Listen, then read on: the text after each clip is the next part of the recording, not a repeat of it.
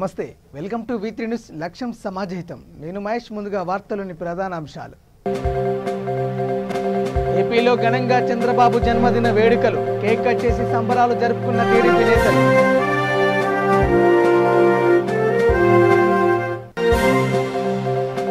నెల్లూరు నగరంలో భారీ అగ్ని ప్రమాదం మంటల్లో చిక్కుకున్న అపార్ట్మెంట్ ఒకరిని కాపాడిన అగ్నిమాపక సిబ్బంది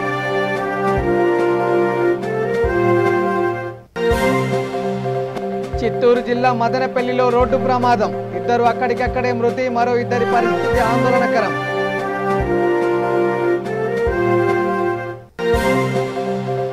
కృష్ణా జిల్లా నూజివీడులో ఘర్షణ ముగ్గురికి తీవ్ర గాయాలు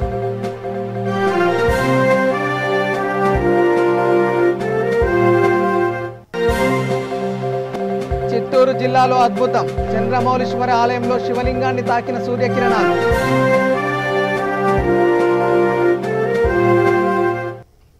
ఇక డీటెయిల్ చూస్తే చిత్తూరు జిల్లా మదనపల్లి సమీపంలో రోడ్డు ప్రమాదం జరిగింది కర్ణాటక సరిహద్దు వద్ద ఈ ఘటన చోటు చేసుకుంది కొంతమంది ప్రయాణికులు ఆటోలో వెళ్తుండగా ఎదురుగా వచ్చిన మరో వాహనం ఢీకొట్టింది ఈ ఘటనలో ఇద్దరు అక్కడికక్కడే మృతి చెందారు మరో ఇద్దరి పరిస్థితి ఆందోళనకరంగా మారింది క్షతగాత్రులను మదనపల్లి ఏరియా ఆసుపత్రికి తరలించారు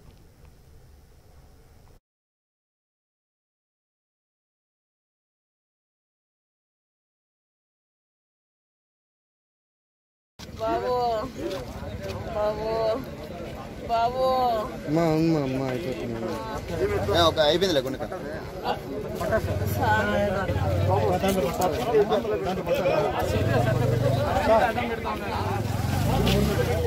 కొంచెం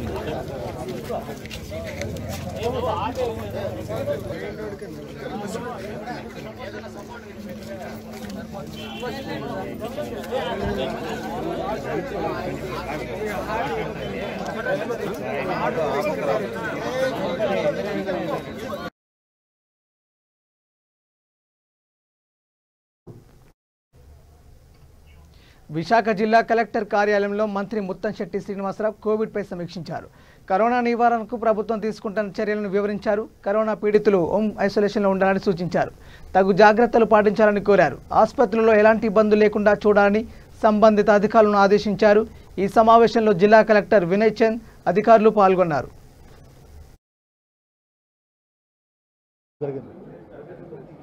ముఖ్యంగా ఈ రోజున గతంలో ఈ కోవిడ్ కరోనా కట్టడి విషయంలో విశాఖ జిల్లా అధికార యంత్రాంగం కానీ ఫ్రంట్ లైన్ వర్కర్స్ కానీ అందరూ కూడా మరి విశేషమైన సేవలు అందించి రాష్ట్రంలోనే ప్రథమ స్థానంలో వచ్చిన విషయాన్ని ఈ సందర్భం గుర్తు చేస్తుంది మరి ఇప్పుడు ఈ మరి సెకండ్ వేవ్ కరోనాకి చేసిన ఏర్పాట్ల విషయం ఏంటంటే హాస్పిటల్స్ ఈ గవర్నమెంట్ హాస్పిటల్స్ ప్రైవేట్ హాస్పిటల్స్ కూడా రెండు కేటగిరీని డివైడ్ చేయడం జరిగింది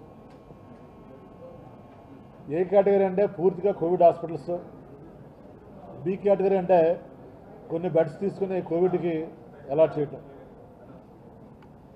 ఈ గవర్నమెంట్ ఏ కేటగిరీలో బెడ్స్ 1538 ఉన్నాయి ఐసీయూ బెడ్స్ 463 ఉన్నాయి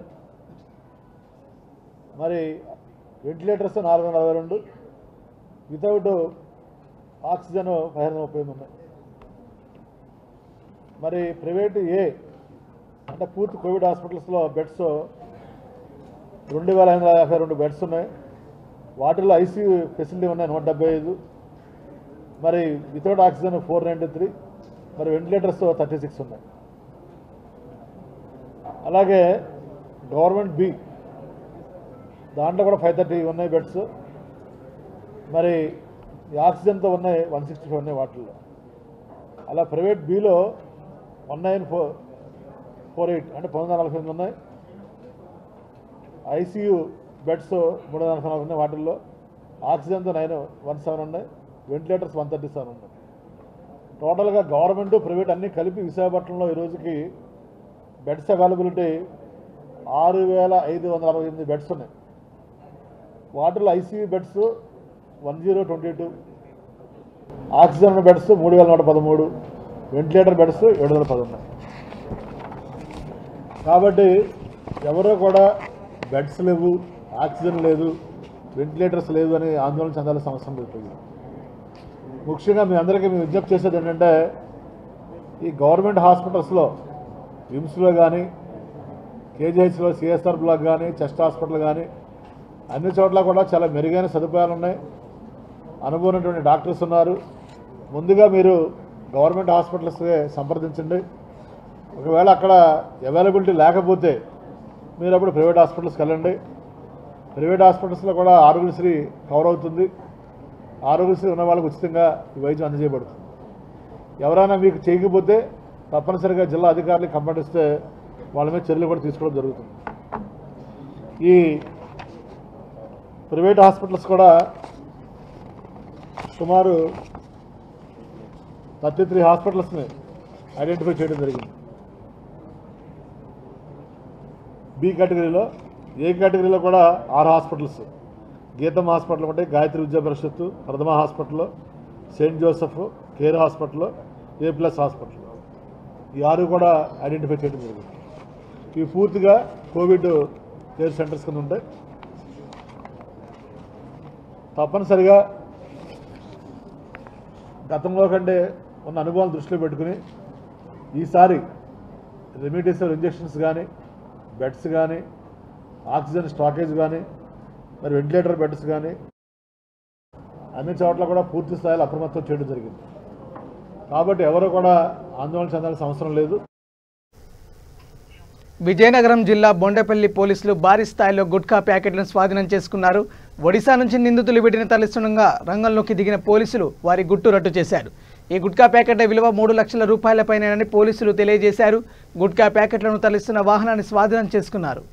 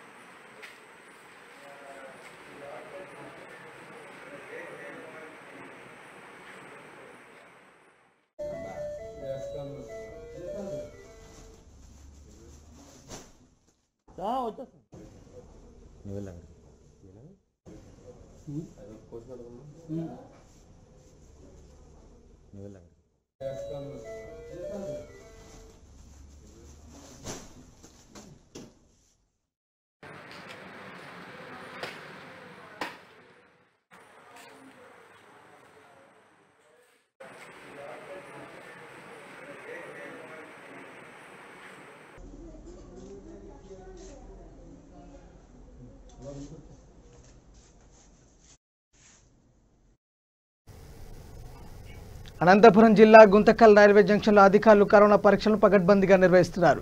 ప్లాట్ఫామ్లోకి ప్రయాణికులు వచ్చే చోట థర్మల్ స్క్రీనింగ్ చేసేందుకు సీసీ కెమెరాతో పాటు టీవీని ఏర్పాటు చేశారు.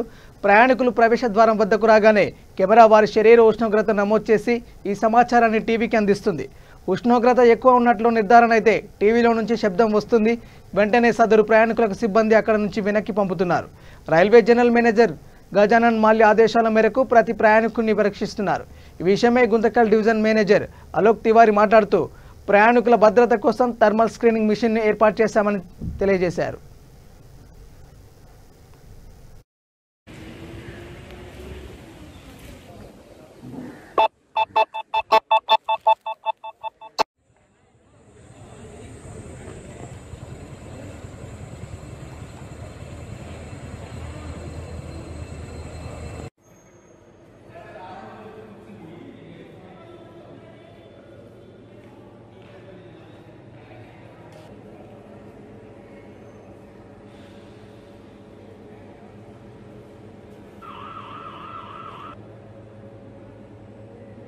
అది ఇంతకు డిఆర్ఎస్లో పెట్టింది కదా సార్ ఇది.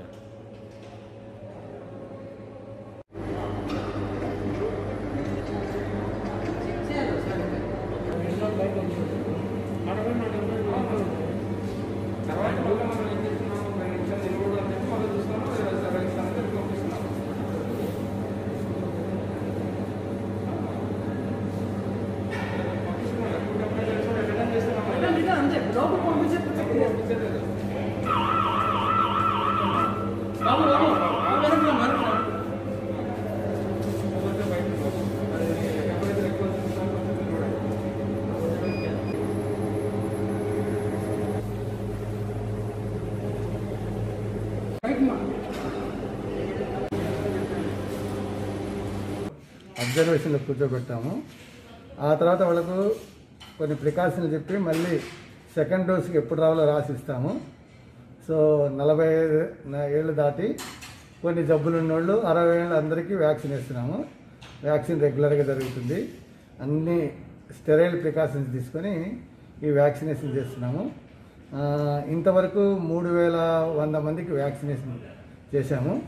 కానీ ఎటువంటి సైడ్ ఎఫెక్ట్స్ కానీ ఎటువంటి కాంప్లికేషన్స్ కానీ మేము నోటీస్ చేయలేదు. అటువంటి కంప్లైంట్స్ మాకు రాలేదు. సో నా సజెషన్ ఏంటంటే కోవిడ్ వ్యాక్సిన్ కానీ కోవాక్సిన్ కానీ రెండూ ఒకటే. అది చాలా సేఫ్. అది అందరూ వేయించుకోవాలని నేను అందరినీ కోరుకుంటున్నాను. వ్యాక్సిన్ పైన ఉన్న అపోహలు తొలగించి ఇది మంచి వ్యాక్సిన్ వేయించుకోండి. కొన్ని పేపర్లలో కొన్ని టీవీల్లో వ్యాక్సిన్ వేసుకుంటే మళ్ళీ పాజిటివ్ వచ్చింది, మళ్ళీ ఇన్ఫెక్షన్ వచ్చిందని అంటారు. ఇస్తే అటువంటిది రానే రాదు. కాబట్టి నేను కోరుకునేది ఏమంటే అందరికీ వ్యాక్సినేషన్ వేయించుకోండి. Vaccination is safe. వ్యాక్సినేషన్ వేయించుకున్నా వేయించుకోకపోయినా 3 cardinal golden rules to be followed. ఒకటి ఏంటంటే మాస్క్ ఈజ్ మ్యాండేటరీ. అందరికీ మాస్క్ అంటే ముక్కు పైన వేసుకోవాలి. ఫ్యాషన్గా కింద సైడ్ అట్ట కాదు, ముక్కు పైన వేసుకోవాలి. Mask must. Number 2 hand washing ఎక్కడ పోయి వచ్చినా it is also must. Number 3 ఏ షాపుకి పోయినా ఏ ప్రదేశానికి పోయినా సోషల్ డిస్టెన్స్ మెయింటైన్ చేయడం. ఇవి 3 cardinal rules for not getting the corona infection. Number 4 ఏంటంటే మాల్స్లో, మాబ్లో, పెళ్ళిళ్ళలో, ఫంక్షన్లో పోయినప్పుడు కూడా ఇదే ప్రిన్సిపల్స్ పాటిస్తే 99% ఎటువంటి పరిస్థితుల్లోనూ ఈ ఇన్ఫెక్షన్ వచ్చే ఛాన్సే లేదు. ఒకవేళ ఇన్ఫెక్షన్ వచ్చినా నెగ్లెక్ట్ చేయకుండా మైల్డ్గా ఉన్నప్పుడే డాక్టర్ని కన్సల్ట్ కండి. ఆర్టీపీసీఆర్ టెస్ట్ చేయించుకోండి. వాళ్ళ సలహా ప్రకారం హోమ్ క్వారంటైన్లో ఉండొచ్చు, హాస్పిటల్లో ఉండొచ్చు. ఇది నా సజెషన్. బెనిఫిషరీస్ చిత్తూరు జిల్లాలో అద్భుతం చోటు చేసుకుంది. నగరి కిలపట్టులోని చంద్రమౌళీశ్వర ఆలయంలోని శివలింగాన్ని సూర్యకిరణాలు తాకాయి. ఈ నేపథ్యంలో ఈ ఆలయానికి భక్తులు పెద్ద సంఖ్యలో తరలివచ్చారు. హరహర మహాదేవ అంటూ నినదించారు. ఆలయ పరిసరాలు భక్తులతో కిటకిటలాడాయి.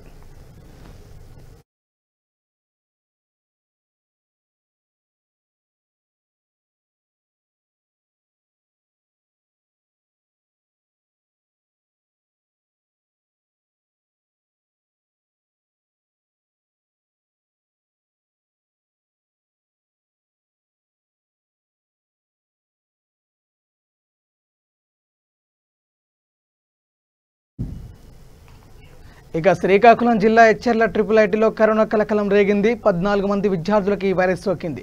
దీంతో వీరందరినీ కోవిడ్ చికిత్సా కేంద్రానికి తరలించారు. మిగతా విద్యార్థులకు సెలవులు ఇచ్చారు. వీరు ఇళ్లకు వెళ్లిపోయేందుకు తగు ఏర్పాట్లు చేశారు. దీంతో IIIT ప్రాంగణం వెలవెలబోయింది. బాలికల క్యాంపస్లో 504, బాలుర క్యాంపస్లో 590 మంది బాలురు ఉన్నారు. అదేవిధంగా చిలకలపాలెం శివాని కళాశాలలోనూ విద్యార్థులకు పరీక్షలు చేశారు.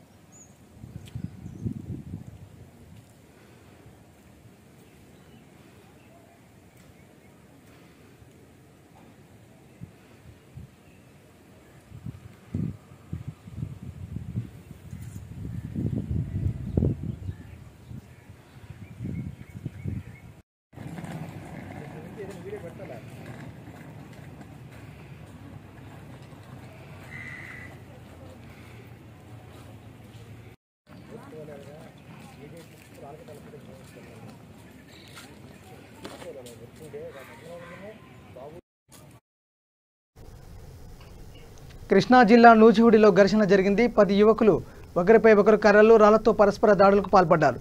స్థానిక ప్రభుత్వ ఆసుపత్రిలో జరిగిన ఈ ఘటనలో 3 తీవ్ర గాయాలయ్యాయి. ప్రభుత్వ ఆసుపత్రిలోకి చొరబడిన ఓ వర్గం యువకులపై మరో వర్గం దాడి చేసింది. దీంతో ఆసుపత్రి అద్దాలు పగిలిపోయాయి.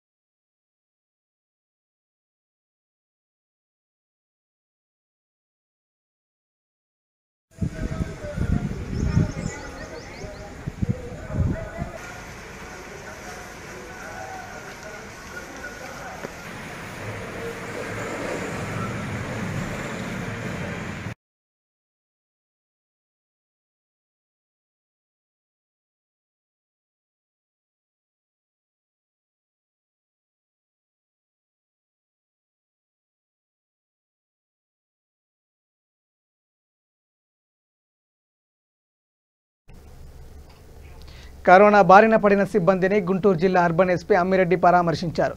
వారి ఆరోగ్య స్థితిగతులను ఆరా తీశారు. వైద్య సదుపాయాలు అందేలా చొరవ తీసుకున్నారు. ఇప్పటి వరకు అర్బన్ జిల్లాలో మొత్తం 33 మంది సిబ్బంది కరోనా బారిన పడ్డారు.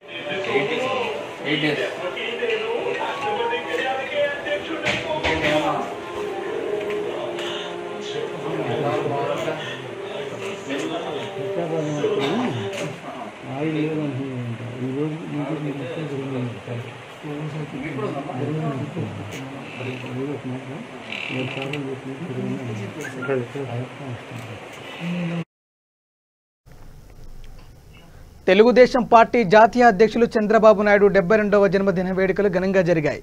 కర్నూలు పార్లమెంటు తెలుగుదేశం పార్టీ అధ్యక్షులు వెంకటేశ్వర్లు, ఎమ్మెల్సీ కేఈ ప్రభాకర్, టీజీ భరత్, వై నాగేశ్వరరావు యాదవ్ తదితరులు ఈ కార్యక్రమంలో పాల్గొన్నారు. పార్టీ కార్యాలయంలో కేక్ కట్ చేశారు. అనంతరం పార్టీ కార్యాలయం వద్ద కూరగాయలు, మజ్జిగ మాస్కులను పంపిణీ చేశారు.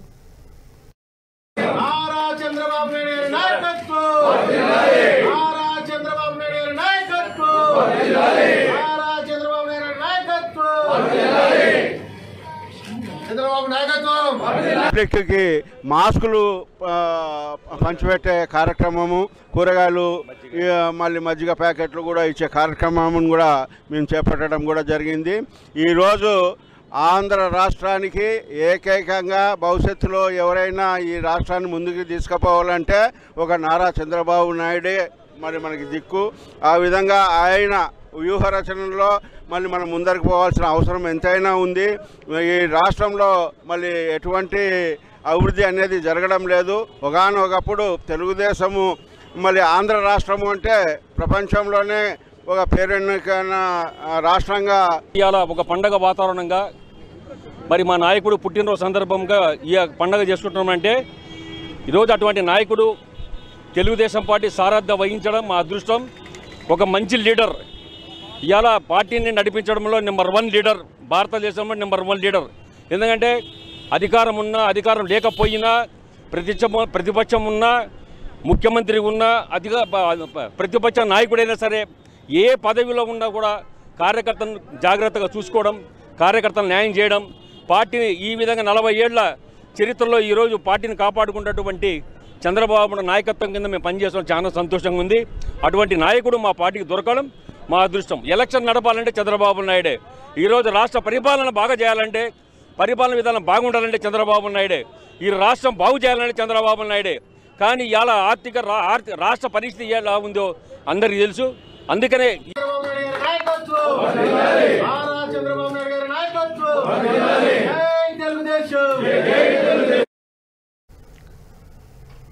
ఇక నెల్లూరు నగరంలో భారీ అగ్ని ప్రమాదం సంభవించింది. బోడిగాడి తోటలోని ఓ అపార్ట్మెంట్లో తీవ్రస్థాయిలో మంటలు చెలరేగాయి. దీంతో అపార్ట్మెంట్లోని సామాగ్రి అగ్నికి ఆహుతయింది. ఈ మంటల్లో పలువురు చిక్కుకున్నారు. ఈ సమాచారం అందుకున్న పోలీసులు, అగ్నిమాపక సిబ్బంది అక్కడికి చేరుకుని మంటలను అదుపులోకి తెచ్చారు. మంటల్లో చిక్కుకున్న ఒకరిని కాపాడారు. క్షతగాత్రులను ఆసుపత్రికి తరలించారు. సహాయక చర్యలు కొనసాగుతున్నాయి. అయితే ఈ ప్రమాదానికి గల కారణాలు తెలియరాలేదు.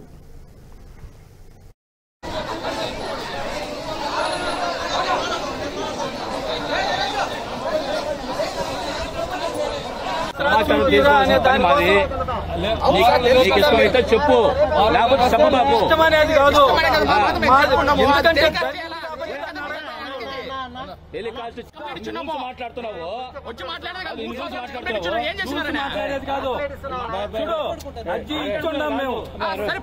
ఇళ్ళ మధ్యలో ఒక ఓనర్ రవి అనే అతను కింద అన్ని కెమికల్స్ నడుపుతూ గ్యాస్ కానివ్వండి, సోప్ ఆయిల్స్, యాసిడ్లు, బ్లీచింగ్ అన్నీ తయారు చేసేటువంటి ఒక ఫ్యాక్టరీలా కింద పెట్టి పైన బాడుకేయటం నేరం. అసలు ప్రభుత్వం ఎందుకు అనుమతిస్తుందో నాకు అర్థం కావట్లేదు. గత నెలలో 2-3 నెలల క్రితం ఇదే దగ్గర వెనక వీధిలో ఇంకా బారు పక్కన మంటలు రేగి సేమ్ ఇదే ప్రాబ్లం. వాళ్ళందరికీ కూడా ప్రభుత్వం తక్షణం ఒక్కొక్కరికి 2 లక్షలు రిలీజ్ చేయాలి. ప్రభుత్వం వాళ్ళకి ప్రైవేట్ ఆసుపత్రిలో చికిత్స చేయించాలి. ఇంటి ఓనర్ నుంచి కూడా మరో 2 లక్షలు వాళ్ళకి వసూలు చేసి ఇవ్వాలి. నష్టపరిహారం వాళ్ళకి ఇంట్లో ఎన్ని వస్తువులు తగలబడినాయో అవన్నీ కూడా వాటికి నష్టపరిహారం కింద ప్రభుత్వం ప్లస్ ఓనర్ ఇద్దరు ఇవ్వాలని చెప్పి డిమాండ్ చేస్తున్నాం. ఇంకోసారి ఇటువంటి జరగకుండా ప్రభుత్వ అధికారులు వెంటనే ఎక్కడైతే లైసెన్స్ లేకుండా ఉన్నాయో వాటిలన్నిటి కూడా రద్దు చేయమని చెప్పి మేము తెలుగుదేశం పార్టీ తరఫున డిమాండ్ చేస్తున్నాం. ఈ ప్రాంత యువకులు అందరూ రక్షించిన దానికి పార్టీ రహితంగా వారందరినీ కూడా హృదయపూర్వకంగా అభినందిస్తున్నాం. 8:50కి ఉదయము ఇక్కడ మాకు ఒక ఫైర్ కాల్ రిపోర్ట్ అయింది. మా వాళ్ళు వెంటనే 5 నిమిషాలు ఇక్కడ సంఘటనా స్థలానికి చేరుకున్నారు. ఇక్కడికి వచ్చిన తర్వాత పరిస్థితి అంచనా వేసిన తర్వాత ఇది G+2 బిల్డింగ్ కావడము, తర్వాత 2 ఫ్లోర్లు రెసిడెన్షియల్, గ్రౌండ్ ఫ్లోర్లో soap oil, chemicals, acid bottles అన్నీ పెట్టుకోవడం వల్ల కింద ఫైర్ అయింది. మా వాళ్ళు తక్షణం స్పందించి పైన ఒక 20 మందిని ల్యాడర్లు వేసి వాళ్ళని కాపాడడం జరిగింది. తర్వాత వచ్చేసి ఒక పర్సన్ని కొంచెం ఇంజూర్ అంటే 108 అంబులెన్స్ని తీసుకొని వచ్చి వాళ్ళని హాస్పిటల్కి తరలించడం కూడా జరిగింది. ఇక్కడ జరిగిన ఫైర్ ఎందుకైంది అని జరిగిన కారణం అయితే మాకైతే ప్రాథమికంగా ఇక్కడ కెమికల్స్ వల్లనే వచ్చిందని చెప్పేసి మేము ప్రాథమికంగా అనుకుంటున్నాము. బట్ దీన్ని ఇన్వెస్టిగేట్ చేసి దీని కాజ్ ఆఫ్ ఫైర్ ఏందో మేము తదుపరి విచారణలో మేము తెలుసుకుంటాము. మా ఫైర్ క్రూ సిబ్బంది ఎంతో ధైర్య సాహసాలు చేసి పైన 20 మందిని ల్యాడర్లు వేసి అటు పక్క నుంచి మంటలు ఉన్నా కూడా ఫస్ట్ వాళ్ళని ఎవాక్యుయేట్ చేసి తర్వాతనే మా ఫైర్ ఫైటింగ్ ఆపరేషన్ అనేది జరగడం వల్ల మేము 20 మందిని కాపాడగలిగినాము. అలాగే ఇంకొకరు ఇంజూర్ అయినా కూడా సేఫ్గా బయటపడతారని మేము కోరుకుంటున్నాము. అలాగే పొద్దునే ఇవాళ 9 గంటలకి మన మినిస్టర్ అనిల్ కుమార్ సార్ కూడా ఫోన్ చేసి ఇక్కడ పరిస్థితిని వాకప్ చేశారు. సార్ కూడా చెప్పడం జరిగింది ఇక్కడ ఎటువంటి ఎవరికే కానీ ఇబ్బంది లేకుండా అందరినీ ఎవాక్యుయేట్ చేస్తాము. ఫైర్ కూడా కంట్రోల్ ఉంది. చుట్టుపక్కల నుండి ప్రజలకు కూడా ఎవరు భయభ్రాంతులకు గురి కావాల్సిన అవసరం లేదు. కెమికల్స్ అంత ఇంజూరియస్, అంత ప్రాణహాని కలిగిన కెమికల్స్ కాకపోవడం వలన చుట్టుపక్కల వాళ్ళకి కూడా ఏమి ఇబ్బంది లేదని మాకు అనిపించడం వల్ల మేము చుట్టుపక్కల వాళ్ళని కూడా ఎవాక్యుయేట్ చేయకుండా వాళ్ళని సేఫ్ డిస్టెన్స్లో ఉంచడం జరిగింది.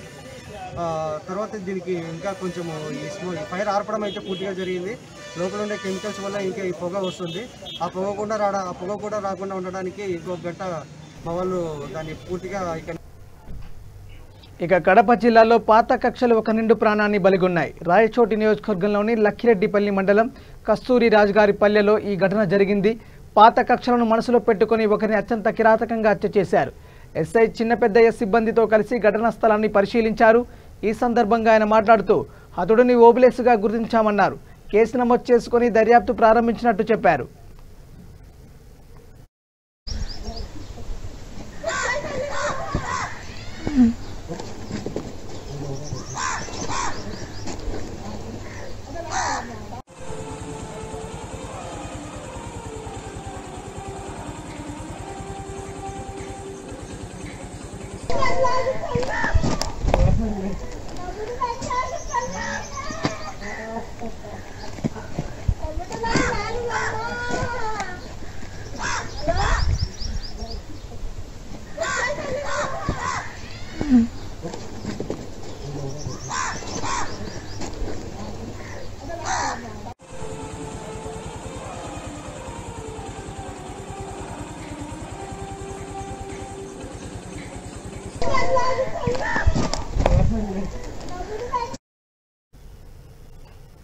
చిత్తూరు జిల్లా పాకాల మండలంలో వ్యాక్సినేషన్ ప్రక్రియ ప్రారంభమైంది. దామల చెరువు, పాకాల ప్రాథమిక ఆరోగ్య కేంద్రాలలో ప్రజలకు కరోనా వ్యాక్సిన్ ఇచ్చారు. ఈ సందర్భంగా వైద్యాధికారి భాస్కర్రావు, డాక్టర్ రాధమ్మ మాట్లాడుతూ ఫ్రంట్ లైన్ అధికారులు, సచివాలయ ఉద్యోగులు తప్పనిసరిగా వ్యాక్సిన్ తీసుకోవాలని సూచించారు.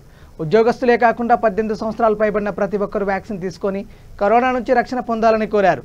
కార్యక్రమంలో Narsimhulu, RI Paradesi, VRO Harikrishna, doctor Nagasai, Sridhar, staff nurse Madhavaliyatha, Lavanya, Naveen, Priyanka, Lavanya తదితరులు పాల్గొన్నారు.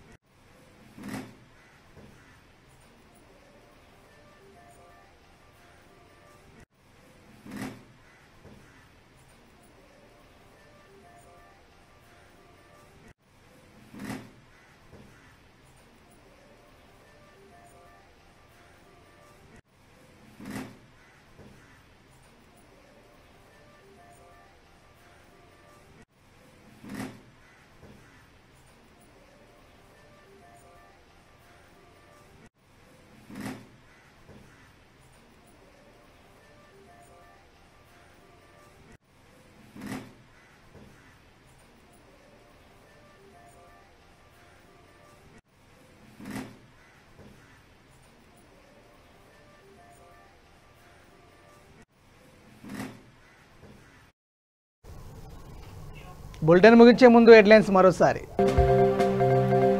ఏపీలో ఘనంగా చంద్రబాబు జన్మదిన వేడుకలు, కేక్ కట్ చేసి సంబరాలు జరుపుకున్న టీడీపీ నేతలు.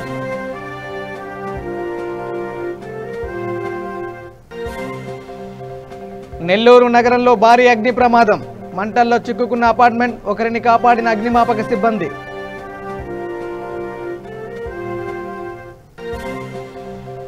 చిత్తూరు జిల్లా మదనపల్లిలో రోడ్డు ప్రమాదం, ఇద్దరు అక్కడికక్కడే మృతి, మరో ఇద్దరి పరిస్థితి ఆందోళనకరం.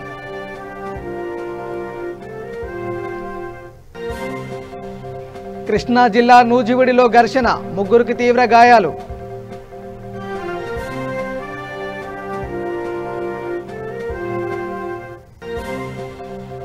చిత్తూరు జిల్లాలో అద్భుతం, చంద్రమౌళీశ్వర ఆలయంలో శివలింగాన్ని తాకిన సూర్యకిరణాలు.